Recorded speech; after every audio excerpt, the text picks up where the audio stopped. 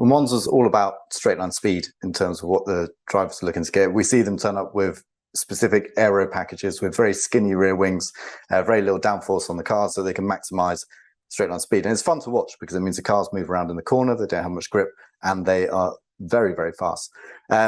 But what does that mean in terms of this year's championship, what we've seen so far? Well, it probably means it's going to be another Red Bull track.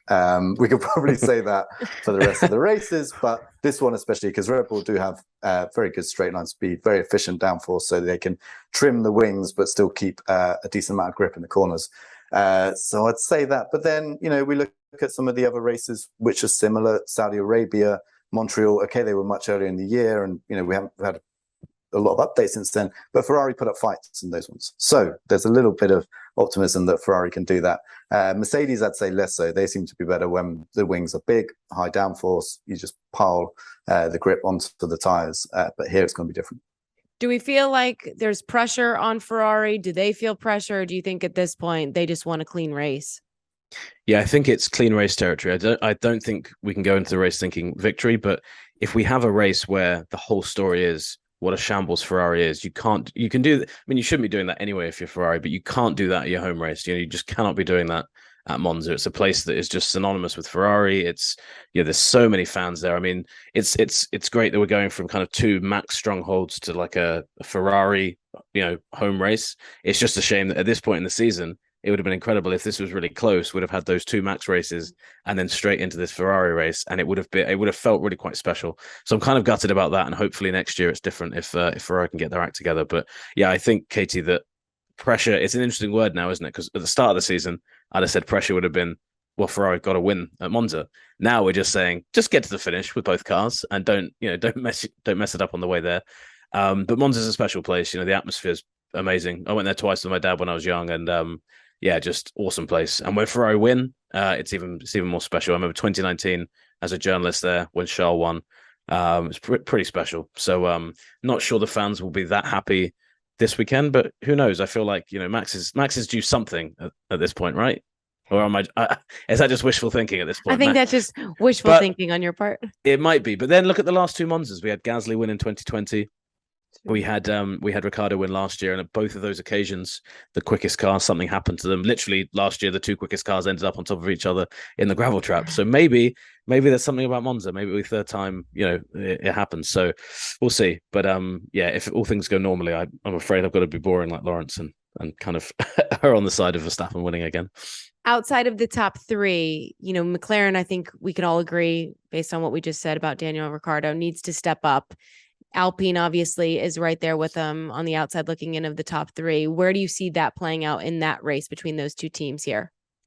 This definitely looks like an Alpine track on paper. Again, if we look at the similar tracks, Saudi Arabia, Montreal, Austria, Spa, all races where Alpine were the best of the rest in terms of the midfield, and they were actually in times, making it into the top six. So I think, especially with the form that Fernando's on, you could see Alpine really, really pretty competitive around there. And I don't know, hopefully Mercedes have got a decent low drag set up on that car for this weekend.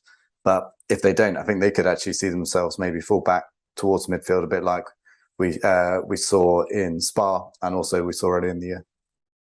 All right, let's take to predictions. Okay.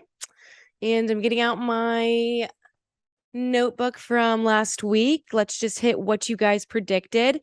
Lawrence Edmondson said Max Verstappen was going to win. Correct. You thought Lewis Hamilton would finish P2. Instead, it was his teammate, George Russell. Then you believed Carlos Sainz would finish P3. Instead, it was his teammate, Charles Leclerc. So you actually predicted the team's in correct order, just not the drivers. Yeah, I'll take that. Yeah, that's not too bad. That's not too bad, is it? It's better than a few weeks ago. It's only better than a few weeks ago. Progress is the key here on this podcast today. That's right. And I didn't make the mistake of not backing Max. So, there's that. Well, Nate on the other side, he had Max as well, winning the Dutch Grand Prix. And then you selected Lewis and George finishing P2, P3. So if that call had gone the way we said it should, that would have been right, I think. So I kind of feel like not only did it cost us a great race, it cost me a correct prediction. So doubly gutting. Yeah, you can add to conspiracy theories, and Yeah. you could text Yuki Tsunoda on that. Yeah, and that's what's important, right? Not the championship. It ruined my No. prediction, and Yeah, that's what people care about. All right, as you see it for Monza, who are you picking and why? I'm going to go. Let's just do 2 and 3. Is that fair? Unless you think there's going to be a DNF or an engine issue. Yeah, I think that's where we're at with the season now. I was going to go Max victory. Okay. And then I want to mix up a bit, say Leclerc second, and to double down on what I just said about Alpine and Alonso, I'm going to put Alonso third. A bit of action further back. Love nice. That. I was wondering whether to put Alonso up there. That would be mega, wouldn't it? Old Ferrari driver back on the podium. I'm going to put Leclerc and Sainz second, third. You know, I think Ferrari, I hope, just being in Monza, I hope it just gets their act together.